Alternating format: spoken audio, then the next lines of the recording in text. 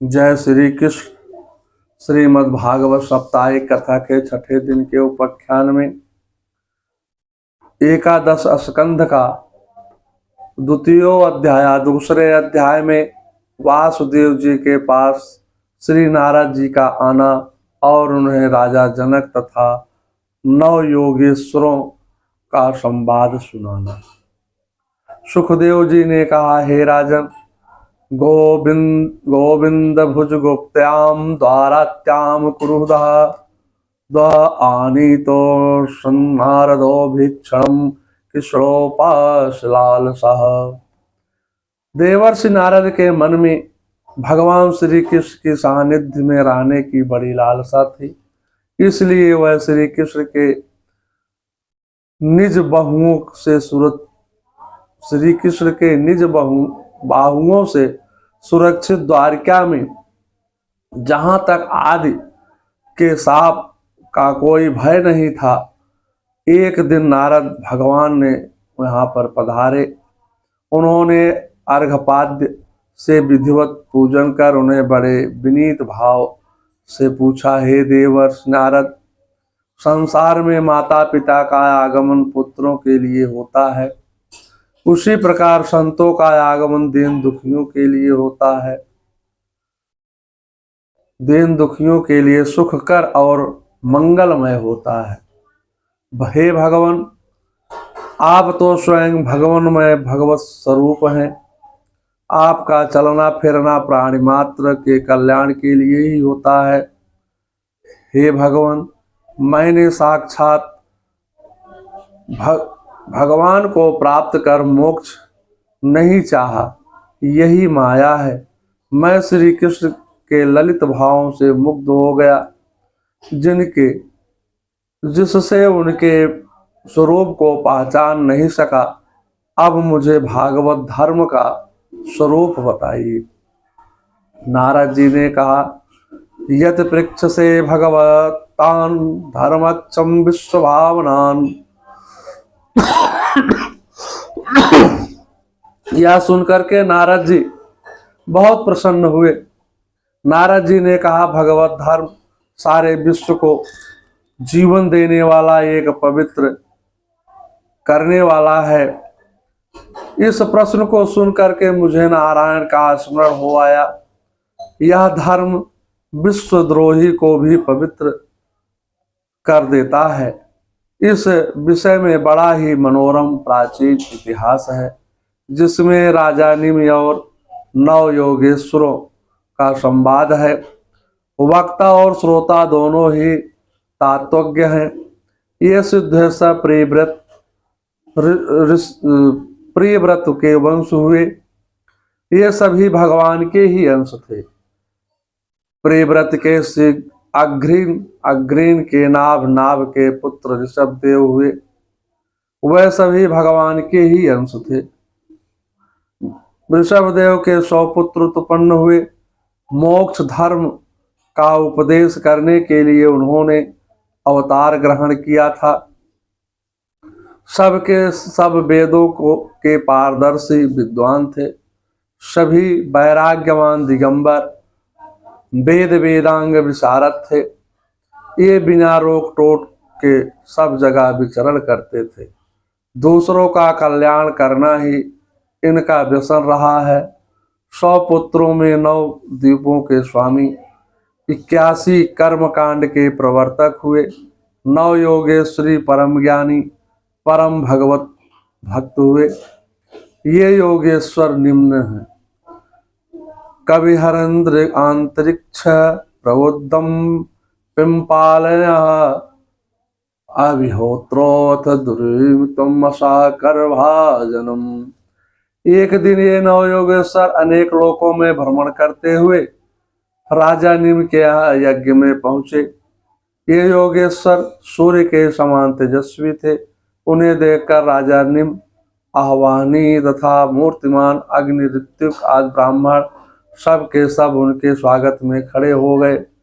राजा निम ने उन्हें यथा योग्य आसनों पर बैठाया और प्रेम के आनंद से भर करके उनकी अर्घपाद से पूजा कर विनम्र भाव से पूछा। मन में भागवतम साक्षात परसदान भो मधुदुषा।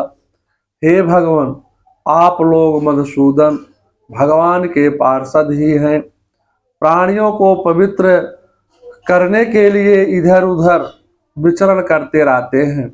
जीवों के कल्याण के लिए मनुष्य शरीर दुर्लभ है।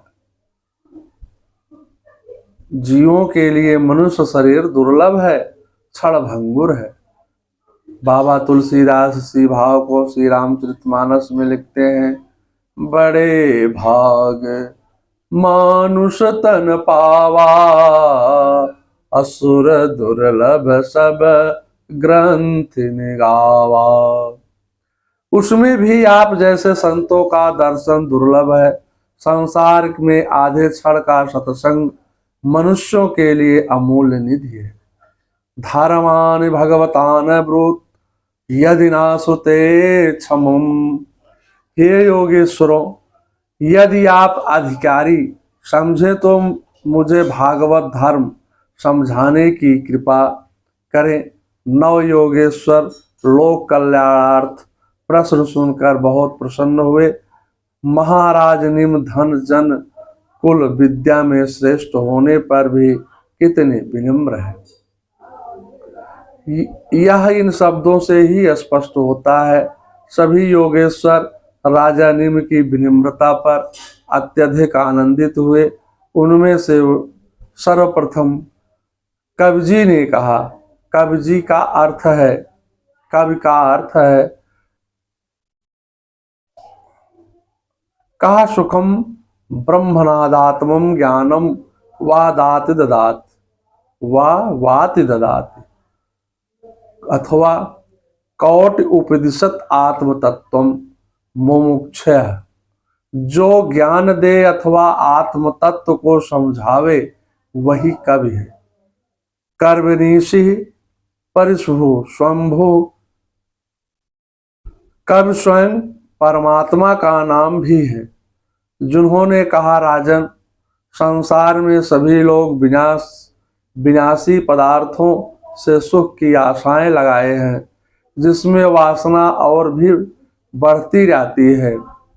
उस वासना का विनाश एकमात्र भगवान के चरण कमलों की उपासना से ही संभव है। भगवान ने आत्म प्राप्ति के जो भी उपाय बताए हैं, साधनों का वर्णन किया गया है, वह सभी भागवत धर्म कहे जाते हैं। उनमें से कुछ साधनों का वर्णन कर रहा हूं। कायेन वाचा मनसेन्द्रिया बुद्ध्यात्मनं भरोसुतुं स्वभाववात् करोति यद्यत् सकलं परस्मै नारायणायेति समर्पेतत्। शरीर से, वाणी से, मन से, इंद्रियों से, बुद्धि से, अहंकार से अनेक जन्मों तथा एक जन्म की आदतों का स्वभावता जो कर्म करे वह परम पुरुष भगवान नारायण के लिए ही है। इस भाव को समर्पण करें। ऐसा भाव रख करके संसार में कर्म करें कि इंद्रियों की चेष्टा इंद्रियों के पीछे विराजे प्रकाश की तरह की वजह से हो रही है। उस आश्रय पर दृष्टि बनी रहे, कोई अन्य और नहीं है। इस निश्चय से ना भय होता है और ना ही शोक होता है। उन्हीं का नामोच्चारण करके नाचना गाना, रात दिन उन्हीं में मग्न रहना भक्त का स्वभाव हो जाता है।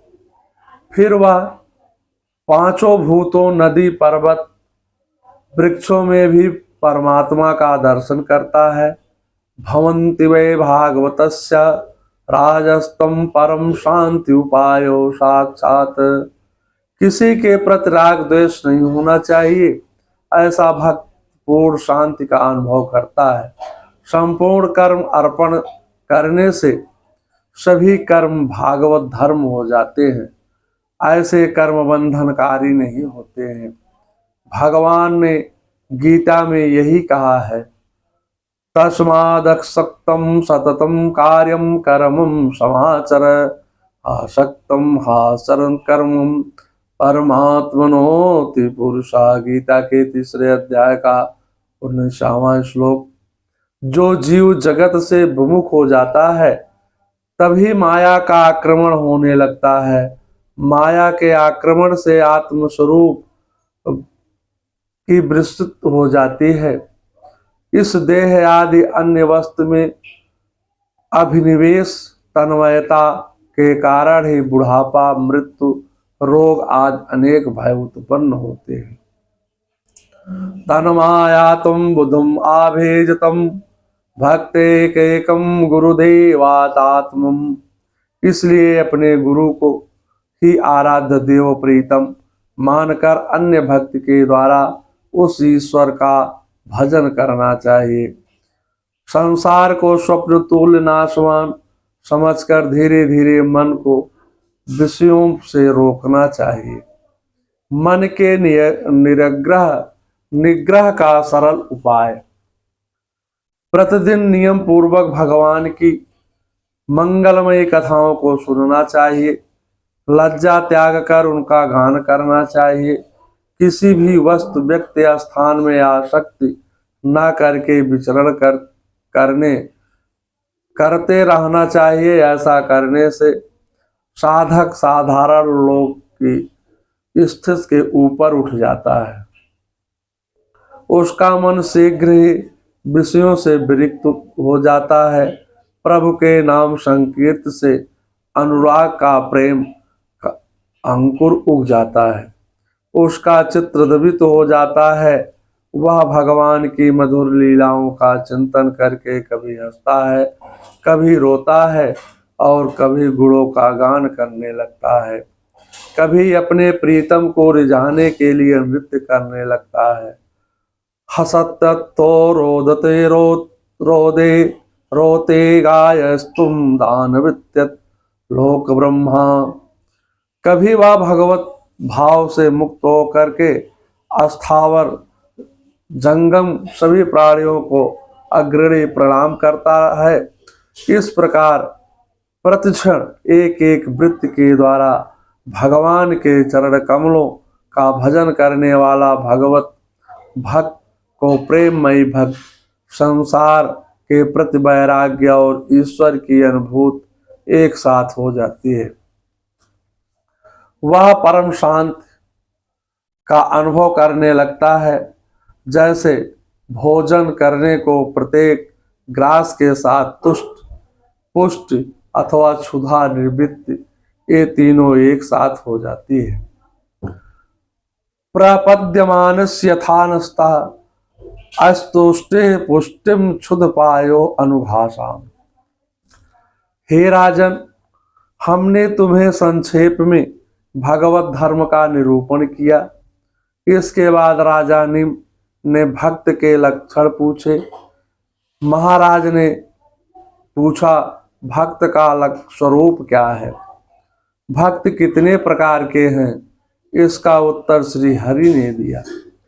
हर शब्द की व्युत्पत्ति हम हर्षरति ददात इति हरि, अथवा हरीति विद्या तत्वोपदेशेन इति हरि। जो अपने उपदेश से शिष्य की अविद्या दूर कर दे वह हरि है। उत्तम भक्त जो सभी प्राणियों को परमात्मा और परमात्मा में सभी प्राणियों को देखता है वह उत्तम भक्त कहलाता है।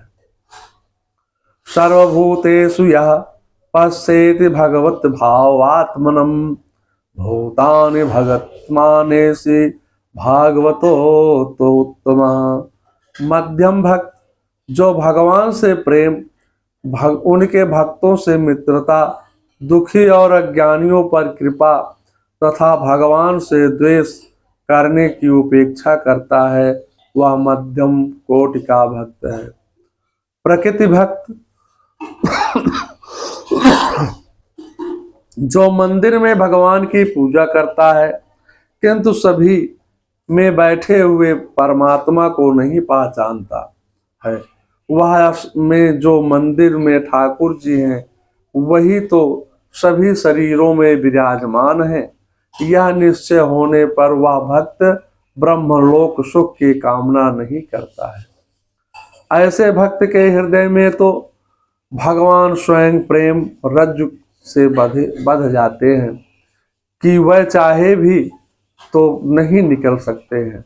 यही उत्तम भक्त के लक्षण है। जो श्रोत नेत्रात इंद्रियों के द्वारा शब्द रूप आदि विषयों को ग्रहण करता है परंतु अपनी इच्छा के प्रतिकूल विषयों से द्वेष नहीं करता, वह विषयों से मिलने पर हर्षित नहीं होता, उसकी यह दृष्टि बनी रहती है। यह सब हमारे भगवान की माया है। यही उत्तम भागवत है। नाम कर्म बीजानाम यस्यं चेसत संभवा वासुदेव नील्या सावय भगवतो उत्तमा।